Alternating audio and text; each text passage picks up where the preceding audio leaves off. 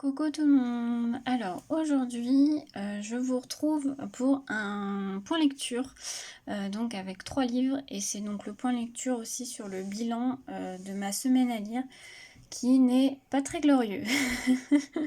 Il faut le dire, qui est pas du tout glorieux parce que, je voulais vraiment lire. Malheureusement, j'ai eu une semaine de travail en professionnel très compliqué et du coup j'ai fait beaucoup d'heures et du coup j'ai pas beaucoup lu. Je suis dégoûtée parce que je n'ai fini aucun roman. Enfin, j'en ai fini un juste avant la semaine à lire et par contre j'ai lu 2 graphiques parce que c'est des choses plus courtes et plus faciles à lire.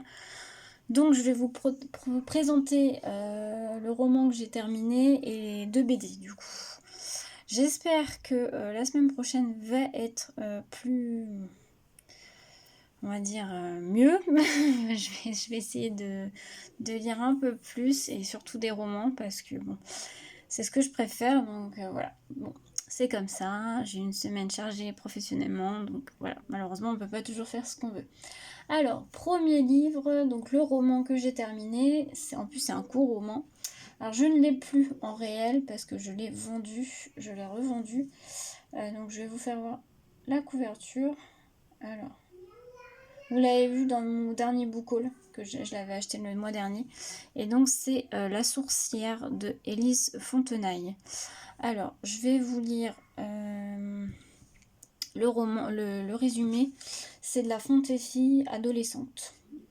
Donc, le résumé c'est: une nuit de lune rousse, au pays des volcans assoupis, Galou, la brodeuse, recueille une toute jeune fille sur le point d'accoucher. Au cœur de la forêt et au milieu des bêtes, elle enfantera Garance. Dans ce monde où la magie et la nature sont un rempart à la violence et l'ignorance, Garance deviendra la sourcière. Admirée puis rejetée de tous à cause de ses étranges pouvoirs et de sa beauté époustouflante, la jeune fille va devenir la proie de celui que tout le monde craint, le seigneur Guillaume. Mais comment lui échapper? Comment résister à sa force et à son armée de moines rouges? Alors, pour vous en parler, j'ai pas vraiment aimé. Enfin, c'était sympa, mais sans plus. C'est une lecture très mitigée. Alors, c'est un court roman qui fait, je crois, 200 pages, à peine 200 pages, il me semble. Et je pense que c'est ce qui m'a dérangé parce que moi, dans la fantasy, j'aime bien que ça soit, enfin, que l'univers soit exploité. J'aime bien avoir quand même des descriptions, et là, c'était pas le cas. Voilà, comme c'est très court, du coup, les actions, c'est très rapide, ça se fait très rapidement. Du coup, on va pas assez dans les détails à mon goût. Voilà, et j'ai pas accroché au personnage malgré que la jeune fille est plutôt sympathique et tout. Et enfin, je trouvais qu'il y avait une bonne idée, c'était une bonne idée, ça partait bien, mais voilà. Dommage que ça soit un aussi court roman parce que du coup on va pas du tout dans les détails et voilà. Donc je suis un peu mitigée sur cette lecture. Après je la recommande pour les adolescents qui veulent commencer dans la fantasy parce que franchement c'est très très bien pour commencer. Il n'y a pas trop de personnages, pas de description trop longue. Et non, franchement, pour commencer dans la fantasy, je le conseille, il n'y a pas de souci. Donc voilà, dommage que du coup, j'ai pas accroché plus que ça et que c'était trop court à mon goût. Ensuite, on va passer à une BD que j'ai adorée. Donc celle-ci était dans ma pile à lire de la semaine à lire. Pardon, je vous ai fait, voilà. C'est le tome 1 donc, des Sœurs Grémillet. Le tome 1, Le rêve de Sarah, de Di Gregorio et de Barbucci. Donc le résumé, c'est: entre sœurs, ce n'est jamais facile, mais quand on est aussi différente que Sarah, Cassiopée et Lucille, c'est la folie. L'une est bouleversée par des rêves récurrents, l'autre vit la tête dans les étoiles, la troisième passe le plus clair de son temps avec son chat. Jusqu'au jour où elle tombe sur une mystérieuse photo de leur maman enceinte. Qui est le bébé et pourquoi cette photo était-elle cachée au fond du grenier?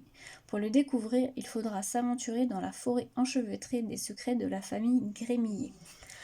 Alors, BD très très sympa. Je vous fais voir les premières planches pour que vous voyez un peu le style de dessin. Moi j'aime beaucoup ce style-là. Franchement, très très sympa.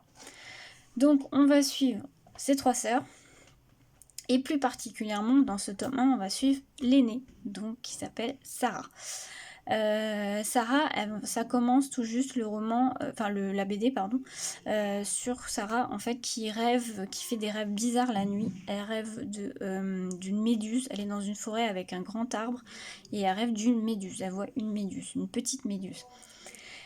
Et ensuite, les trois sœurs, donc elle se réveille à chaque fois, et ensuite on va suivre les trois sœurs qui vont enquêter. Ils voudraient, en fait, c'est la fête des mères, donc ils voudraient faire un cadeau à leur maman, et ils voudraient lui faire un album photo avec des anciennes photos qui retracent un peu sa vie.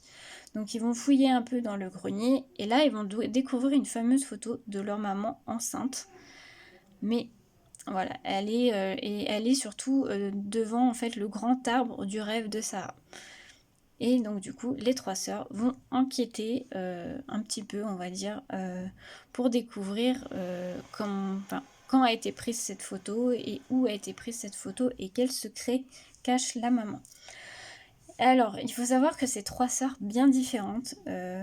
La Sarah, l'aînée, elle est un peu directive, un peu, voilà, elle se sent l'aînée.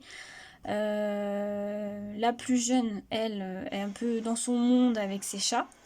Et celle du milieu, elle vraiment la tête, comme dans le résumé ils disent, la tête dans les étoiles. Elle pense qu'à ses copains, copines, enfin voilà. Elle rêve d'amour, elle est très fleur bleue, voilà. Et donc ça va un petit peu clasher entre les trois sœurs, mais rien de grave. Je m'arrête là pour le résumé, je vous laisserai découvrir. Franchement, c'était très sympa, j'ai beaucoup aimé. Et ça parle d'un sujet... Enfin, à la fin, on comprend où l'auteur, enfin les auteurs voulaient en venir. Et le sujet est sympa, on le voit pas souvent dans des BD jeunesse. Et franchement, je trouve que ça très très sympa.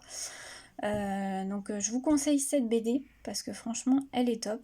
Le tome 2, en fait je pense qu'il va y avoir, enfin je suppose qu'il va y avoir 3 tomes parce que le tome 2 je crois que c'est sur la sœur du milieu et le tome 3 j'imagine que ça va être sur la plus petite sœur.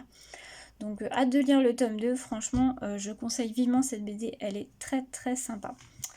Voilà, ensuite j'ai lu une deuxième BD.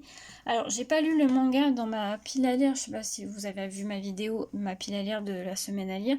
J'avais prévu deux autres romans que j'ai pas lu. Et j'avais prévu un manga. Alors, j'ai pas lu le manga.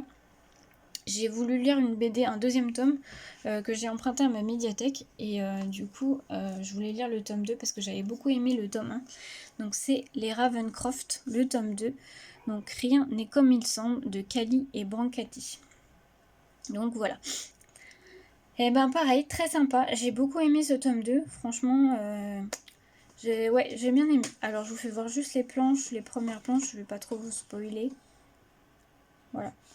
C'est les dessins que j'aime un peu moins, mais bon, c'est un peu moins mon style. Je vous fais pas voir le résumé, je le lis pas. Par contre, je vais vous faire un tout petit résumé du premier tome. En fait, on va suivre ces deux jeunes enfants, donc frères et sœurs. En fait, ils viennent de perdre leurs parents dans un accident et ils vont être placés avec leur oncle et tante ils sont un peu bizarres. Sauf qu'ils vont avoir un colis qui a été livré par leurs parents avant leur mort avec des mystérieuses statuettes. Et en fait, ces deux jeunes enfants, ils vont enquêter pour savoir qu'est-ce que c'est, pourquoi leurs parents leur ont fait livrer ça. Et sur la fin du premier tome, il se passe quelque chose, je ne vais pas rien vous dire parce que sinon ça spoil. Et donc on reprend vraiment à la suite et ils mènent toujours leur enquête.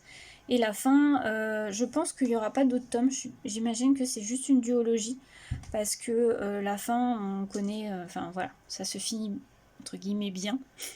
Pas tout à fait, mais pas pour tout le monde on va dire. Mais voilà, j'ai bien aimé. Franchement, c'était très sympa. C'est une BD jeunesse aussi. Donc je la conseille.